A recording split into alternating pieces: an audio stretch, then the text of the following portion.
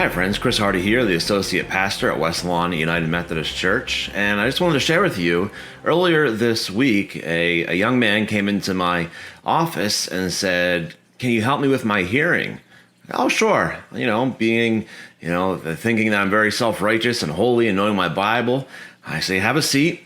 I spit on my hands because Jesus uses spittle multiple times in the Gospels to heal people. So I spit in my hands and I put my hands on this young man's ears and I prayed fervently. And I prayed, and this went on for a few minutes. Took my hands off. Amen. I said, "How's your hearing?" He says, "It's not until next week." So prayer, that's what we're talking about today as we continue along with our Sermon on the Mount series coming from the Gospel according to Matthew, chapters 5 through 7. And today is about prayer, Jesus teaching us about prayer. So without further ado, let's read from the New Living Translation. "When you pray, don't be like the hypocrites who love to pray publicly on street corners and in the synagogues where everyone can see them. I tell you the truth, that is all the reward they will ever get. But when you pray, go away by yourself, shut the door behind you, and pray to your Father in private. Then your Father, who sees everything, will reward you. When you pray, don't babble on as the Gentiles do. They think their prayers are answered merely by repeating their words again and again.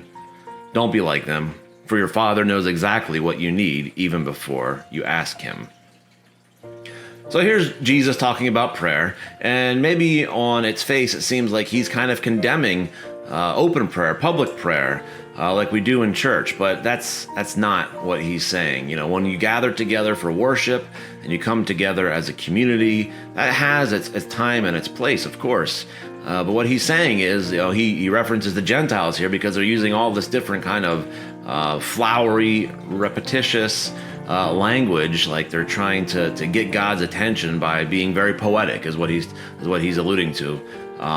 These people that pose as magicians and poets, they just wanted to be very verbose and never-ending, sermonic, if you will, in their prayer. I mean, we've all participated in a prayer where maybe we nodded off.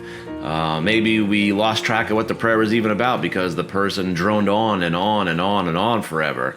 Maybe just because it was circular reasoning, so to speak, or a circular prayer was never ending. When we got to the end, it went on some more and then some more. And that's what Jesus is talking about. He's saying, don't worry about your audience, because these folks that he is chastising, speaking out against, they were worried not about God. Their true audience wasn't their Father in heaven, but the people that were gathered around and listening. So their prayers were hypocritical. They weren't actually prayers, they were performances. And Jesus is saying, if you really want to know if you're genuine, if your prayers are truly authentic, then you don't need an audience. You can go into your prayer closet. You could go into private area by yourself and communicate with God, because ultimately that's what prayer is. Prayer is taking that time for us to speak one-on-one with God, and that's all that matters. You don't need an intermediary. You don't need a pastor to speak to God. You don't need a priest. You don't need an audience. You don't need an entire gathered body of Christians in worship.